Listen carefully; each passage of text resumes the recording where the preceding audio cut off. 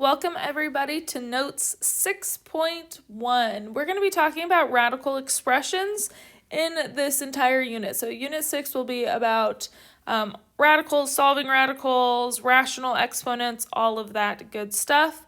I hope you guys had a really relaxing winter break and you guys are back and ready to learn some more. So we're going to go ahead and get started with just the basics of radical expressions. So for any real number a and b and any positive integer n, if a to the nth power equals b, then a is the nth root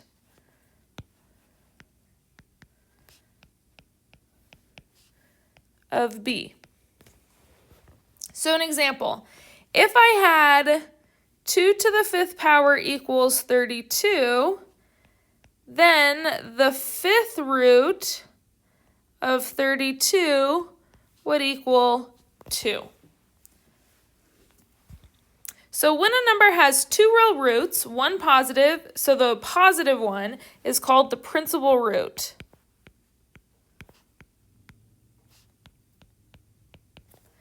A radical sign indicates the principal root. The principal root of a negative number a, and I just want to preface this with the principal root if the index is even. So we're only talking about if it's even, of a negative number would be I radical absolute value of A. Okay, so if we have an even root, so like this one's a square root, so it's an even root. If there's a negative number inside of there, that's when we're going to get those imaginaries. So the number 25 has two square roots. We would have 5 being the principal root, and then we would also have negative 5. So the number under the radical sign is called the radicand. So if you guys look at our example, 2 4th root of 7, the radicand would be 7. It's the number inside of that root, that radical sign. In a radical sign, the index, this is what I was talking about earlier, the index indicates the degree of the root. So the first one is a square root, so that has an index of 2. The next one is a cube root, so that has an index of 3. And then the last one is a 4th root, so that has an index of 4. What we need to know about the index is it even or is it odd? Because depending on if it's even or depending on if it's odd is going to change how we handle those radicals. So 2 is obviously even, 3 would be an odd, and 4 is even. So only on those even indexes we can get those imaginaries if we had a negative in front. Or a negative inside the radical. If it was like a cube root with a negative number, that's okay. Because we know a negative times a negative times a negative is a negative number. And we'll get into that more in depth down here. So if my index is odd, you're only going to have one real nth root. So if the index is odd, we'll have one real nth root. Okay, if the index is even and b is a positive, so that means the number inside of the radical is a positive number, then we have two real nth roots. So that's where we get like plus 5 minus 5, plus 6 minus 6, whatever the case is. But if b is a negative, so if I have a negative inside of that radical, then this is where we have no real solutions, and this is where the imaginaries are created. So imaginaries can only be created on an even index. So a square root, a 4th root, a 6th root, an 8th root, so on and so forth. So the only nth root of 0 is 0. Okay, so you guys just need to know that. The only nth root of 0 is 0. All right, so now we're going to talk about what all of these names are again. So that n is going to be my index. That tells me what am I taking it by? A square root, a cube root, a 4th root, so on. Okay, the sign is called the radical sign. And then the number inside is called the radicand.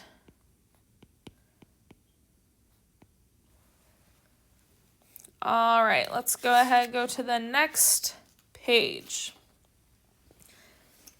So this is going to go ahead and say So it's the power, or the property of nth powers. So for any real number a, the nth root of a to the nth power is equal to, and we're going to have two different cases. It's going to equal a if n is odd. So if this is an odd root. And then it would be the absolute value of a if n is even. And we should talk about those at some point, and we'll get to those. I'll go ahead and give you guys just like a little example of what this is saying. So for example, if I had I'll do it over here. If I had the cube root of, let's say, 8. Let's do -8. If I have the cube root of -8, my answer would be -2. Okay? The other way we could write this, and I know this is because this is really the cube root of -2 cubed. Okay, so since it's an odd index, these will just go ahead and cancel each other out. So since those cancel, we get equals -2. So this is where it's a little bit different. So if I have, we'll do the square root of, we'll do -6 squared. So if I had the square root of -6 squared, this one is going to be +6. And the reason this is +6 is because if I did -6 times -6, I get +36. So this would equal 6, the principal root of 6. Okay, so that's why these are a little bit different. So on the case that this is an even root, it's always going to be the positive number. If it's an odd root, it's just going to be whatever that number is. So if it had been +2 to the third power, it would have been +2. If it's -2 to the third power, it's -2. Hopefully that makes some sense. So what are the real cube roots of 0.064, -125, and 1/8? So we're doing cube roots. With cube roots, with odd roots, we can have negatives. That's totally acceptable. So let's go ahead. I despise decimals, so I'm going to write that decimal as a fraction. So this would be 64 over 1,000. And we're taking the cube root. So you cube root the top number, you cube root the bottom number. So I'm looking for a number that if I multiply it by itself 3 times, it's going to equal 64. So the number is going to be 4. 4 times 4 is 16. 16 times 4 is 64. So the cube root of 64 is 4. And the cube root of 1,000 would be 10. 10 times 10 times 10 is 1,000. So this would be 4/10. And we should always, always, always simplify our fractions. So this is going to simplify to 2/5. And if you wanted to put it back in the decimal, because this was originally a decimal, we would have 0.4, 4/10. All right, next one. Cube root, -125. The negative is totally fine because it's an odd index. So that's going to be -5. -5 times -5 is 25. 25 times -5 is -125. And the last one, we have cube root of 1/8. So the cube root of 1 is 1. The cube root of 8 is 2. So we get 1/2. This next question, example 2, it wants fourth roots. Real fourth roots. So we're going to fourth root all of these. So our first one here is going to be the fourth root of 81. Okay, so we're trying to find a number when I multiply together 4 times, it's going to give me that 81. Right off the bat, 9 squared is 81, and we know 3 squared is 9, so it's going to be 3. 3 times 3 is 9, and then another 3 times 3 is 9. 9 times 9 is 81. So the fourth root of this is 3. Next one, again, I'm changing this to a fraction. It's easier for my brain to understand. So I'm going to get 16 over 10,000. Okay, so we know 10 times 10 times 10 times 10 is 10,000. And then 16. So again, 16 is the perfect square of 4.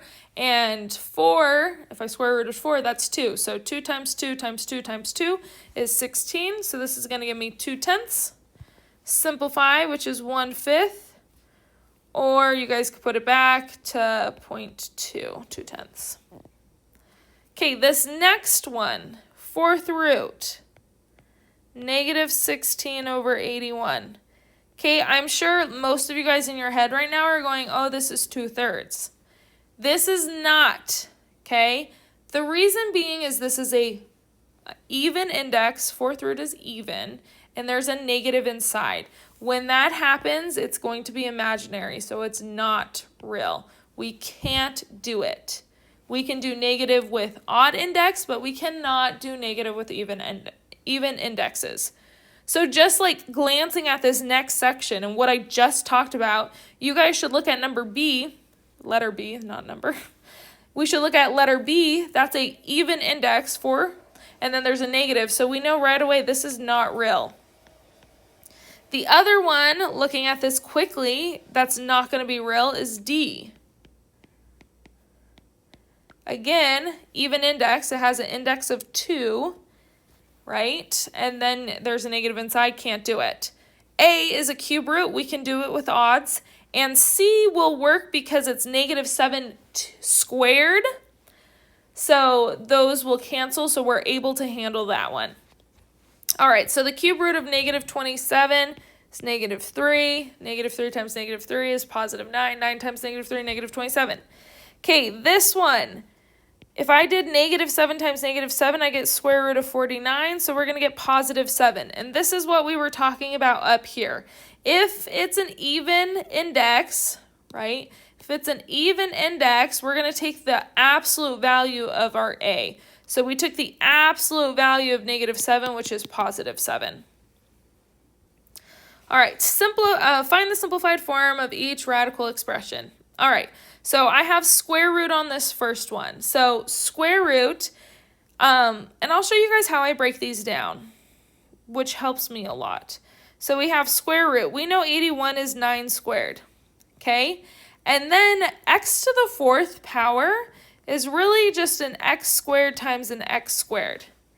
So now since all of these are being squared and I'm taking the square root, each one of these numbers will come out. So I'm going to take out a 9, I'll take out an x and another x, and then obviously we can simplify this to 9x squared. Other way to do this is you take this exponent number, you divide it by the index. So 4 divided by 2 is 2, so I'm going to get an x squared. Okay, that's how I'm going to do this one. So I have 12 and 15. Both of these numbers can be divided by my index of 3. So that's all you're going to do is just divide those exponents. So we're going to get a 12 divided by 3 is 4, so I'm going to get a to the 4th power. 15 divided by 3 is 5, so I'm going to get b to the 5th power. All right, next one. So this is a 4th root. Same thing, except we're going to come across something a little bit different here. So we're going to be talking about absolute values. Alex also deals with this, so you guys will see this on your Alex homework as well. So I just want to be clear on how to do this. Okay, so I have a 4th root. We're going to do the same thing. We're going to divide those exponents by 4. So we're going to get x to the 3rd power, y to the 4th power. Here's the problem. When you have an even index, okay, so I had an even index. If, when you simplify it, when you pull it out, if you have an odd exponent on a variable, so right here we have this odd exponent on a variable, okay, we have to put absolute values around the x cubed. Okay, so this is going to be like the little note we write down. Definitely write this down. So if there's an even index,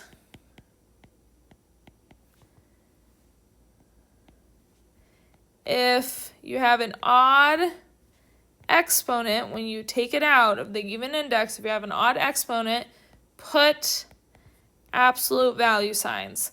So the correct answer to this guy would be with absolute values around the x cubed. Okay, so the reason we have to do this, and I'm going to write it down so you guys can reference this. So since x cubed could be positive or negative. Okay, the reason being it could be positive or negative is because a positive times a positive times a positive is a positive, but a negative times a negative is a positive, and then a positive times another negative is going to give me a negative.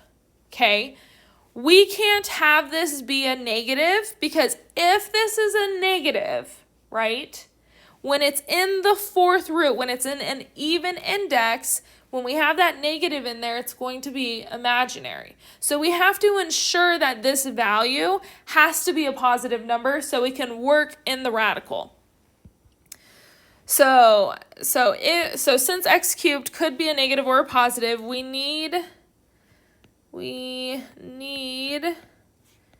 to make sure it's positive. So we have to make sure that it's actually a positive number. So this only applies on even indexes. Odd indexes, you don't have to worry about this absolute value sign. We don't even have to think twice about it. We're all good. So if you ever have an even index and you're simplifying, if you have an even index and once you simplify it, one of your variables has an odd exponent, put absolute value signs around it. So on ALEKS, you guys will have problems like that.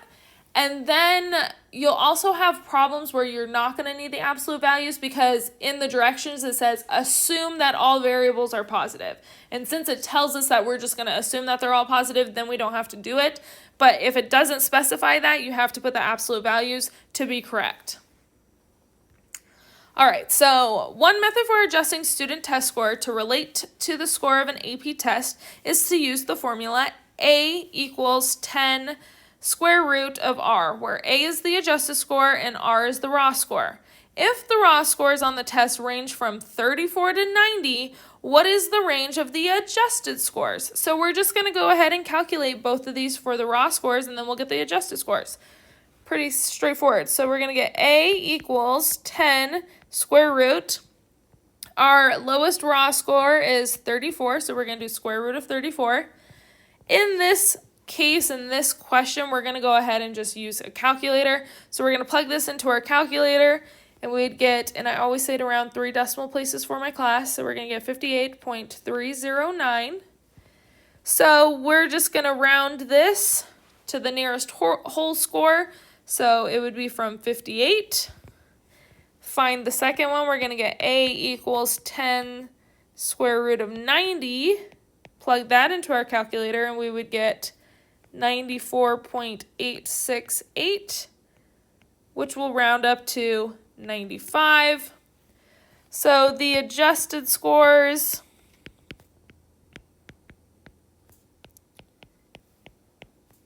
would fall between 58 to 95. All right, next one. Is each equation always, sometimes, or never true? Explain our answer. Okay, so is this going to be always true, sometimes true, or never? So the square root of x to the 4th power equals x squared. Yeah, this is always true. So this one's an always. Okay, the reason being because x squared is always positive. Okay, so remember if, oh, we're going to talk about this on the next one. So remember if I have an even index with an odd exponent, then we have to have the absolute value sign. So that's what we see on this next one. The square root of x to the 6th power equals x cubed. This is a sometimes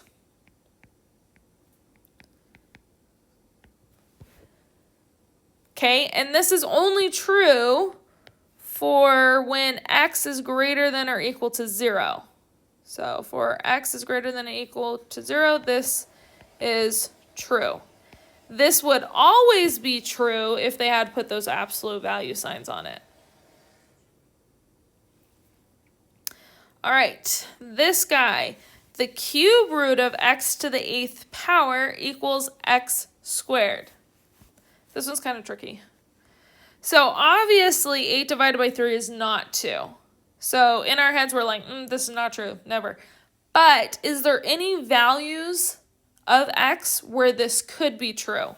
And yes, there is. So this is actually a sometimes.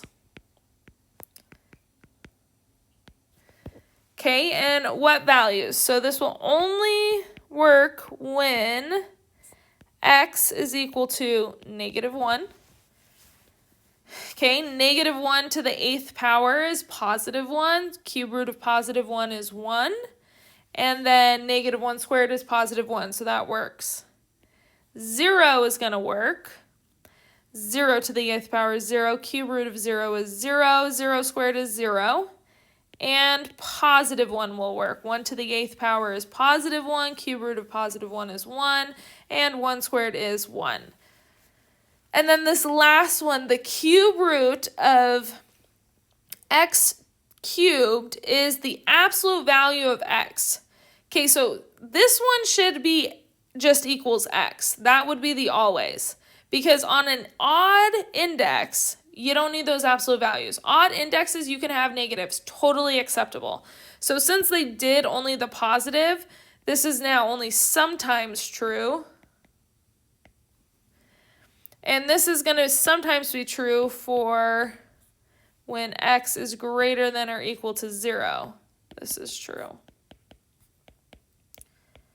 Okay, makes sense because let's just say I have -1. Let's do -1. So -1 cubed is still -1, and then the cube root of -1 is -1. The absolute value of -1 is +1. Those are not equal. So this is only true when x is positive. Then it will be true. And that's all we got. All right, and that concludes our notes for 6.1. I hope you guys all have a wonderful day.